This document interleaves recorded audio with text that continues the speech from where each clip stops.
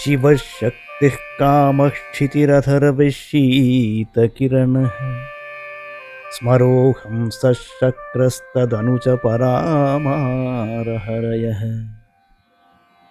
అమీహృల్లేఖాభిస్తిస్రుభిరవసానేషు ఘటితాః భజంతే వర్ణాస్తే తవ జనని నామావయవతాం.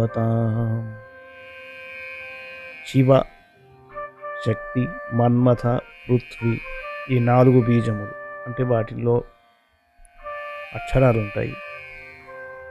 అవి సార్వజనికంగా నేను ప్రత్యేకంగా కాన్షియస్గా పలుకటం లేదు నేను.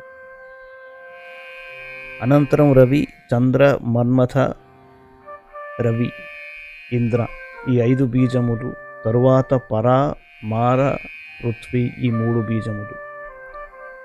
పై 3 ఖండములలో ఒక్కొక్క దాని చివర ఒకే హృల్లేఖ అంటే హ్రీం చొప్పున 3 కూర్చుని ఏర్పడే మంత్రం నీది. నీ నామమునకు ఈ 15 బీజములు అవయవములుగా ఉన్నాయి. మంత్రాక్షరాలే అమ్మ శరీరంలోని అవయవాలు అని భావం. ఈ పంచదశి మంత్రం 15 అక్షరాలతో ఉంటుంది. అది 2 భాగాలు. అందులో మొదటి భాగం ఆది విద్య, రెండవది కాది విద్య. ఈ శ్లోకంలో ఆది విద్య అని పరోక్షంగా చెప్పారు ఆదిశంకరుల వారు. ఆ అక్షరాల దేవతలను అంటే అధిదేవతలను, అక్షరాధిదేవతలను మాత్రమే ఇందులో పేర్కొన్నారు ఆయన.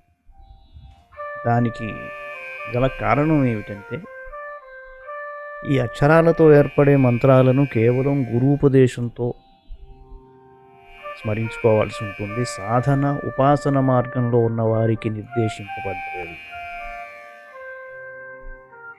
ఈ శ్లోకాన్ని కూడా మహిళలైనా పురుషులైనా పూర్తి శౌచంతోనే స్మరించుకోవాల్సిన అవసరం ఉంది.